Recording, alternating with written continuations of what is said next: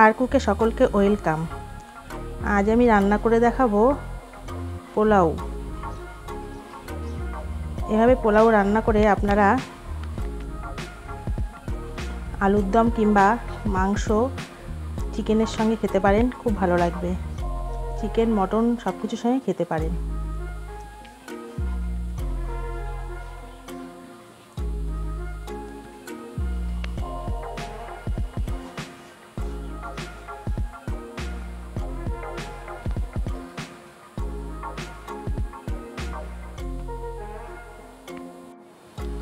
এখানে 600 গ্রাম চাল আছে, গোবিন্দভোগ চাল। প্রথমে চালটাকে আমি ভালো করে ধুয়ে নেব এবং জল ঝরিয়ে নেব।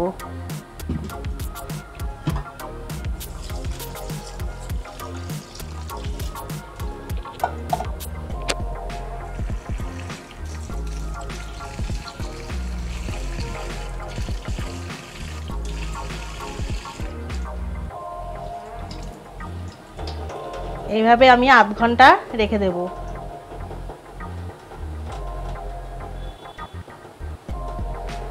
আধ ঘন্টা পর আবার ফিরে আসছি। বাসন্তী পোলাও রান্না করার জন্য আমি এখানে নিয়েছি 600 গ্রাম গোবিন্দভোগ চাল। দেখুন, চালগুলো ভালো করে ধুয়ে ঝরঝরে করে নিয়েছি। চালে এক ফোঁটাও জল নেই।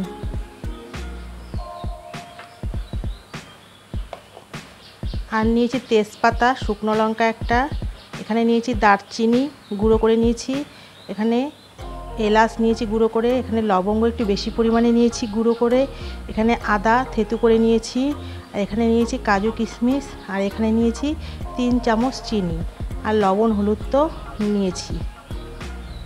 প্রথমে আমি এই চালের মধ্যে 1 চামচ হলুদ দিয়ে দেবো, 1 চামচ ঘি দিয়ে দেব, আর আদা থেতু করে নিয়েছিলাম শিলনোড়ায়, সেই আদাটা দিয়ে দেব,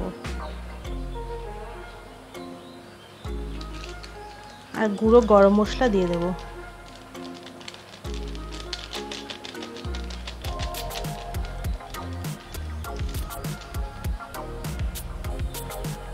এই উপকরণ 3টাকে আমি ভালো করে চালের সঙ্গে মিশিয়ে নেব। আমি লবণ এখন দেব না, আমি পরে দেব।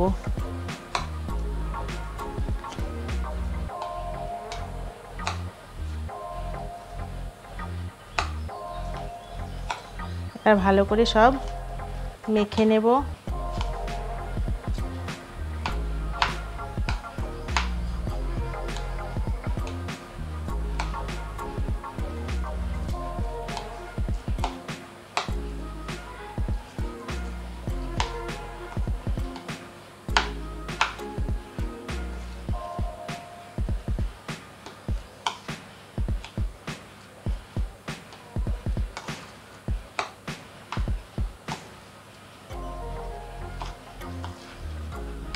দেখুন, আমি ভালো করে মেখে নিয়েছি।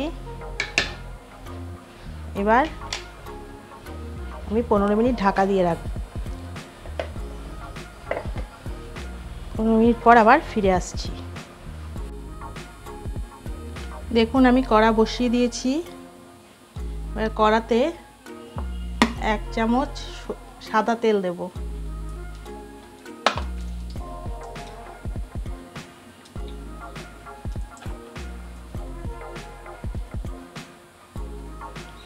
এক চামচের থেকে কম ঘি দেব, কারণ আমি চালটা আগে ঘি দিয়ে 1 চামচ ঘি দিয়ে মেখে রেখেছিলাম। তেলটা ঘিটা একসঙ্গে দিয়ে দিলাম। এবার গরম হওয়া পর্যন্ত অপেক্ষা করব।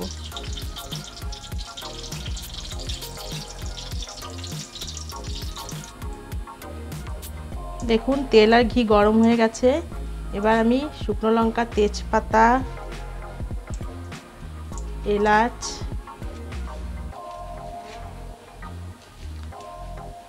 দারচিনি, এলাচ আর লবঙ্গ গুঁড়ো করে রেখেছিলাম, এগুলো সব দিয়ে দিলাম।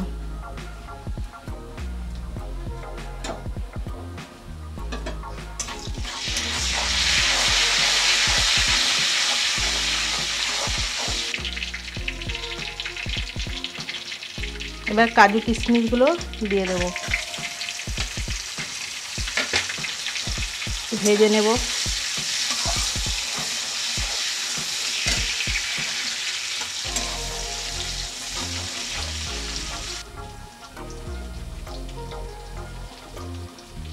ম্যারিনেট করে রাখা গোবিন্দভোগ চাল দিয়ে দেবো।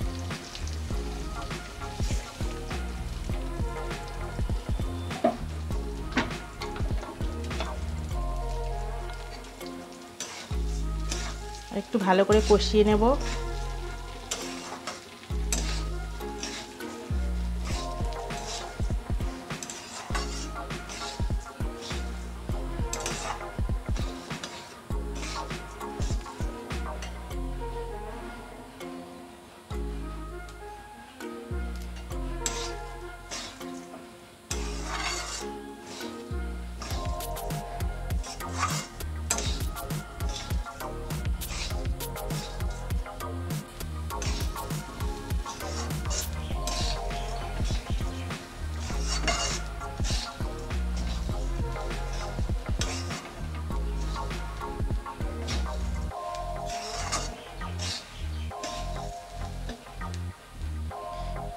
এবার এর মধ্যে আমি 1 চামচ লবণ দিয়ে দেব।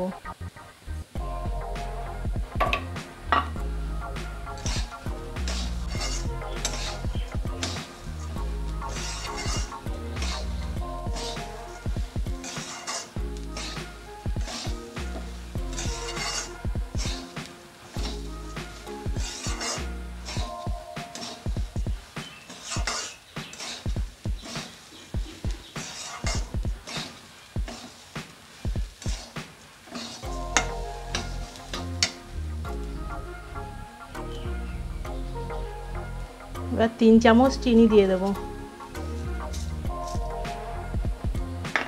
চিনিটাকে ভালো করে চালের সঙ্গে মিশিয়ে নেব।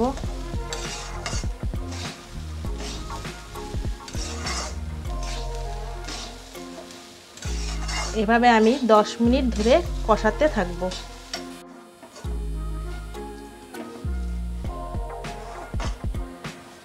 দেখুন আমি 10 মিনিট ধরে ভালোভাবে কষিয়ে নিয়েছি এবং খুব সুন্দর একটা গন্ধ বেরিয়েছে। চালগুলো আঠা আঠা হয়ে এসেছে। এবার আমি 600 গ্রাম চাল, আমি এখানে 1 লিটার 100 গ্রাম জল দেব। চাল যা থাকবে তার ডবল জল দিতে হবে। আপনারা ছোট কাপের 10-11 কাপ জল দিতে পারেন।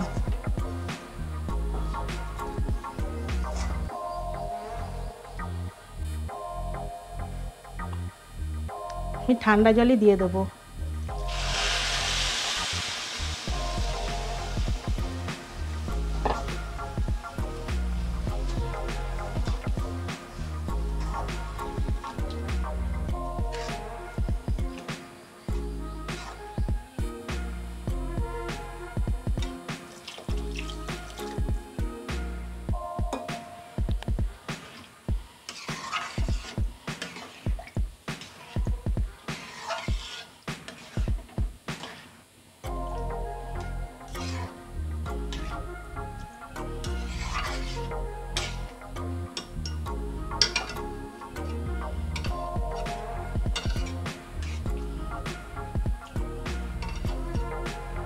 এবার আমি কিছুক্ষণ ঢাকা দিয়ে রাখবো। এবার আমি একটা থালা দিয়ে ঢাকা দিয়ে রাখবো, অল্প আঁচে হতে থাকবে। দেখুন 10 মিনিট হয়ে গেছে। এবার আমি ঢাকাটা তুলে দেব।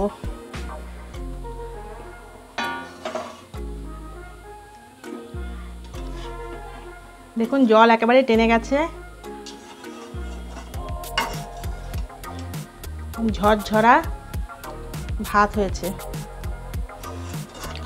পোলাও ভাত।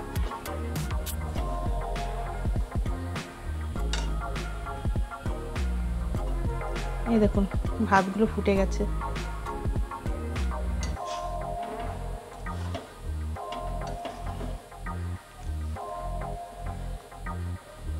আমি গ্যাস ওভেনটা বন্ধ করে দেব।